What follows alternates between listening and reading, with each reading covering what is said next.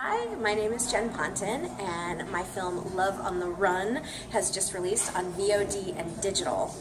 And I am here to talk to you about my 5 top tips for starring in your first feature film or major project. Number 1 is own your leadership. Something amazing has happened, and you, at the tier that you're at, have rocked your audition and your callback, and you are now cast as a lead, perhaps opposite names in the industry who you really respect, who have an immense body of work behind them. Now is the time for you to really step into the actor that you've always known you could be, and the actor that you've certainly always wanted to be, and allow yourself to be the star of the project. There's an immense amount of good responsibility that comes with that comes with being number 1 on a call sheet, as it were. So be ready to bring your all, be ready to bring your energy, your vibrance, your presence to every meeting, every rehearsal, and certainly every day on set, because you are about to rock your film or your major project.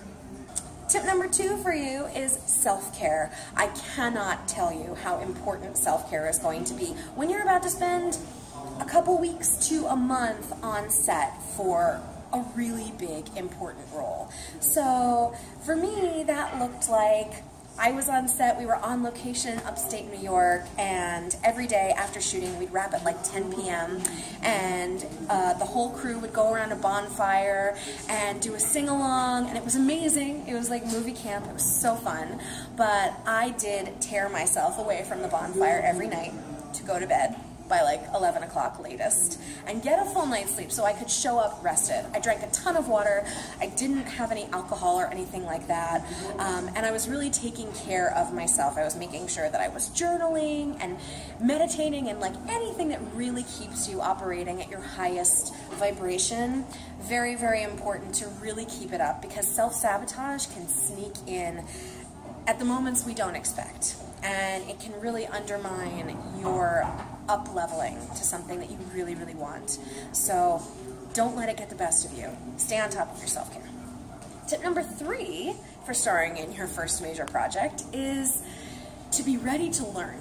You're about to probably be on set for the longest amount of time you ever have, and you're probably about to be in virtually every scene. So you're going to have so many opportunities to not only learn from your co-stars, who are probably bigger names, who probably have an immense body of work behind them, and have been able to show up as series regulars on TV, as stars in major studio feature films. You're going to have the opportunity to work in a scene with them and learn from their techniques, how the wide differs from the close, how one take differs from another. Are you offering the same choice? Or are you offering different choices? Matching your performance in a wide and a close or a 2-shot. All of these are skills that we maybe haven't learned in our scene study classes. So you're going to have so many opportunities to learn from your co-stars and pick that up and have these little gems of information. You're also going to learn from the crew. We're in an age of self-producing, more at your fingertips than ever. So if you have stories to tell, but you don't know how to do it, being on set with your crew and really paying attention to who does what and how they make these things happen and how many camera setups happen and how consistent they are and the order in which you shoot, all of that, whether you learned it on your own or not previously, if you went to film school, let's say, you're now going to know that. And so I was able to take my experience with Love on the Run, and a year later I started a web series with my co-producers, and we're basically our own crew. So I learned from my DP and the gaffers and the scripty and the second AD and everybody, and I combined their skill sets into what I was able to do even on my tiny production. 4 is go in ready to play. You knocked it out of the ballpark at your audition, and next to the thousands of submissions, dozens of auditions, a handful of callbacks that other actors had for your role, you got it. And there's something very special about what you did, about how you showed up in that room, about the level of play and presence that you brought to the game. that got you this role. So don't stress about it, and don't lock yourself in, and don't shut down your sense of play to do some kind of mechanized idea of what you think is supposed to happen for your performance, because you're going to be working with people who are fluid and who are very present, and it's play. It's the best part of what we do. So come in ready to play. Come in ready to experiment, because you got hired for your singular essence.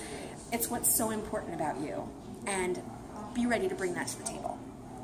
Tip number 5 is going to be own your power. So you've wrapped, you're done with production, and everything is in post, and you're so excited for the festival circuit, for distribution, for your premiere, for whatever is going to be happening. You're going to be in the limelight if you allow yourself to be.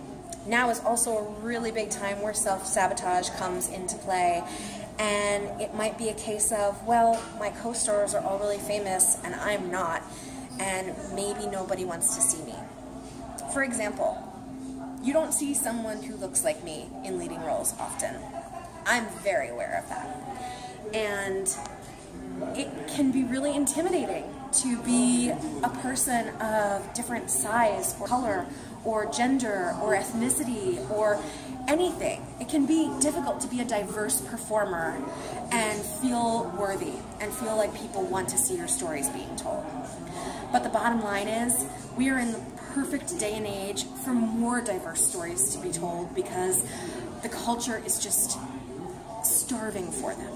So even though that can be a really scary thing, when you are this one lone voice in a sea of, regular Hollywood types, allow that to be your fuel. Allow what's scary to you to be the thing that has you stand up and raise your hand and say, I stand for people like me.